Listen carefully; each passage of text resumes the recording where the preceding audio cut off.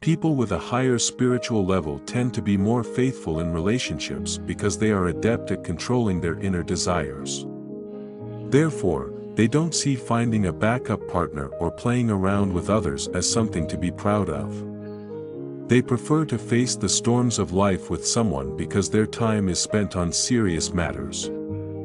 So, looking at others doesn't mean you've won. Being flashy simply shows that your level is still low. Desire is a human instinct, but restraint is a sign of one's upbringing. The charm you believe you have is, in fact, both cheap and common. Every time I respond to your messages immediately, it's not because I'm free, but because you're important. And when you don't respond, it's not because you're busy, but because I'm not important. If one day I stop reaching out to you, don't say I'm heartless. It's you who showed no interest, so naturally, I will take back all my affection. You'll never know where things went wrong, and I won't tell you either. My master once said, those who kick you when you're down are often people you know, and those who laugh at you are not strangers. The ones who don't want to see you succeed are usually the ones closest to you. The greatest evil in humanity is hating what you have, laughing at what you don't, despising you when you're poor, and fearing you when you're rich. Because they're not doing well, they don't want you to do well either. My master said, don't trust anyone, trust human nature. The people most afraid of your success are your parents, the ones who fear you becoming too successful are your relatives, and those who hope for your downfall are your colleagues. Most people who advise you to be generous do not have your best interests at heart, and those who teach you how to make money often just want to profit from you. Don't overestimate your place in others' hearts, they only think of you when they need something from you. What makes others bow down is your power and wealth, not your kindness or patience. This is human nature. My master said, you are not an extension of your parents, nor the wealth your children will earn, and certainly not a side story in your friends' lives. So, live boldly, don't abandon your dreams just because there's no applause, and don't give up simply because the path ahead is unclear. Believe in yourself, one day, the light will come to you. My master said, the best people in life don't come by waiting but by growth. Relationships can't be half-hearted, hearts can't be played with, and fate shouldn't be squandered. Don't use your intelligence to deceive others' kindness. Hearts can be given freely, but they are never cheap. My master said, when no one helps you, learn to be independent. When no one loves you, learn to be strong. When you're tired, bear it alone. When you're in pain, find a way to endure it. Gradually, you'll realize that once you get used to being independent, it feels like you can carry anything by yourself. My master said that in relationships, sharing and reporting are two different things.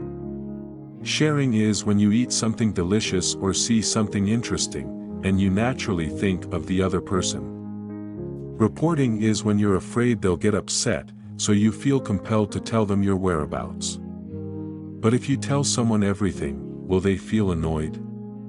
They don't want dull reports or dry check-ins.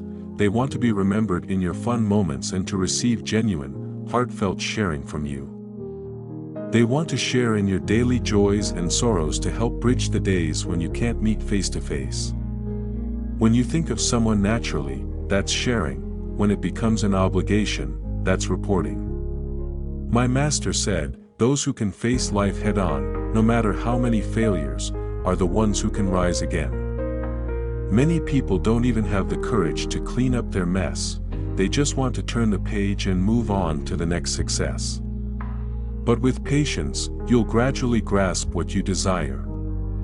When you're at your lowest point, that's often the beginning of your ascent. Tidy up the chaos in front of you, there's still plenty of time ahead. Pack your bags and start anew. My master said, one day, you will meet someone who perfectly fits you. They will give you the long-lost sense of security, be able to handle your negative emotions, and do everything to make you happy, filling in all the gaps in your heart. Believe that what you wish for will come true because you deserve it. Master, how do I know if someone who texts me every day truly likes me? They greet me with good morning and good night, report their whereabouts, message me as soon as they wake up, and let me know when they're done with their tasks. This constant communication makes me feel like I've become a part of their life, as if I'm their top priority. Is this real love? If a person only shares their daily routine with you, it shows they are lonely and looking for someone to talk to. Someone who truly likes you not only expects a response from you but is also curious about you and wants to explore more about you. They want to take you to see the beautiful sights they shared with you, watch you eat the delicious food they told you about. They will plan journeys with you, want to know your story, and listen to your emotions. The simple desire to share doesn't mean love, it's curiosity and the desire to explore that reveal true affection.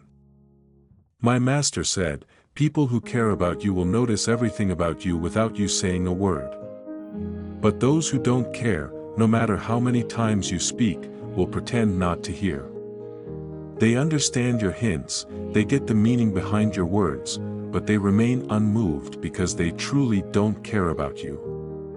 I admit that I've lost completely, because I violated 3 major taboos in life: having a soft heart, being kind, and being overly sentimental. There are people who clearly don't like you but still greet you with a smile. There are tasks you know you can't handle, yet you still agree to take them on. You always worry about losing people around you, but forget to ask, who worries about losing me? My master said, don't make unnecessary calls, don't send unnecessary messages, and don't care about people who aren't worth your time. Don't be overly joyful when you gain something, and don't be too disappointed when you lose. Take all unspoken goodbyes lightly, and cherish all unexpected encounters. When your heart becomes cold, you start walking your own path, your eyes become more determined, and your actions more decisive.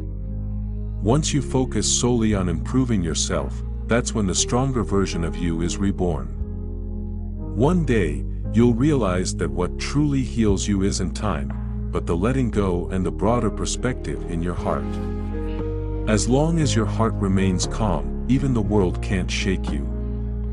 You may feel down, you may complain, or even break down, but never lose the ability to heal yourself.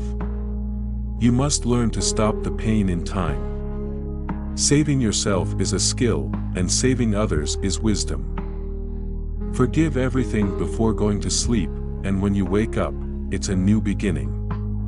My master said, when you no longer care about anything, that's when your life truly begins. Powerlessness is letting things take their course, and indifference is going with the flow.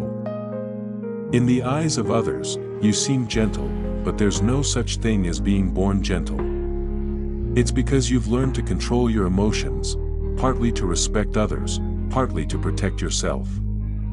Life is best when it fits you. Don't envy, don't compare, don't covet, don't force. Smile under the sunlight and run through the rain. My master said, don't talk unnecessarily. Talking only has 3 purposes. The first is to make others happy. If your words don't bring joy, don't speak. The second is to give others the motivation to act, to deliver value. The third is to ensure your words bring some benefit. If not, it's better to keep your words to yourself for warmth rather than talk nonsense. Heartfelt advice often falls on deaf ears. The wise will appreciate your advice, but the foolish won't listen and will think you're trying to harm them. Encouragement and praise should be your main tools, and when pointing out problems, do so lightly. Those with insight will understand, and for those who don't, no amount of regret will wake them up. Master, why is it that when people treat me well, my first reaction isn't happiness but wondering how to repay them? Because you think people treat you well because they see you as sensible, kind, and strong, not because they admire or care about you, or think you're deserving of love. You worry that if you're no longer the best behaved child, they'll take back the candy they gave you. That hurts more than never having had it in the first place. So, what should you do? When someone gives you flowers, they just want to see you happy with the flowers, not to receive something in return. When people treat you well, it's because you're genuinely good and worthy of a long-lasting relationship.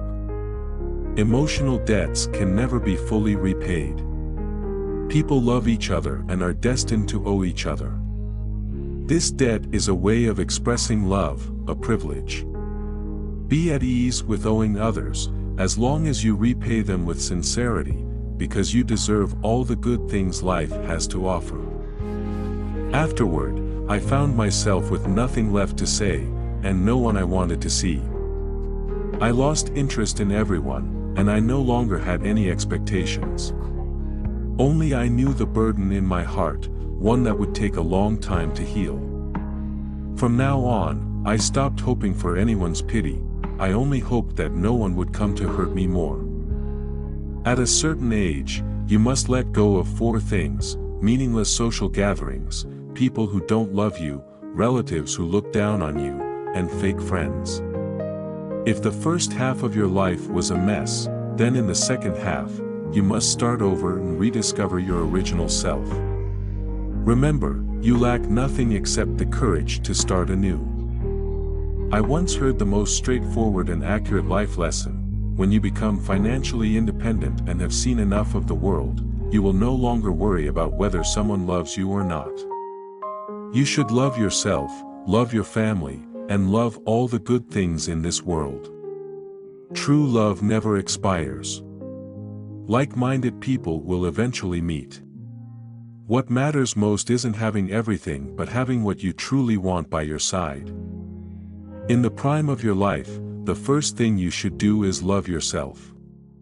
My master said, in reality, life is about walking calmly, free of illness and disaster, with food to eat and clothes to wear. That's happiness. If you can still make a little money and have a soulmate to go grocery shopping and cook with, that's an immense blessing. My master said, what you can't carry, let go; what you can't endure, look lightly upon. What you can't understand, don't waste time thinking about. What you can't hate, forgive. Cherish those who come, and let go of those who leave. Don't fight with the past because it's already gone. Don't battle with the present because you still need to live on. Later, I stopped deliberately thinking about you because I realized that meeting you was a blessing, and letting go of you was part of healing. Missing someone doesn't always mean regret, it could mean you've avoided a disaster. Gaining something isn't always a blessing, losing something isn't always a curse. Everything happens for a reason, and none of it is fully within our control. When you're smart, people say you're calculating. When you're diligent, they say you're just lucky. When you're naturally optimistic, they'll accuse you of being fake. Sometimes, you're clearly just a glass of water, but people will force you into being a bottle of fizzing frustration. Throughout your life, you'll meet many people. As long as you stay true to your heart, you'll never need to please those who don't understand you. My master said, you must learn to say no because no one will appreciate your kindness, they'll only exploit it. Be a good person, but don't be a pushover. No one is worth compromising yourself for. Kindness needs boundaries, and everything requires moderation. Instead of trying to please others, respect yourself.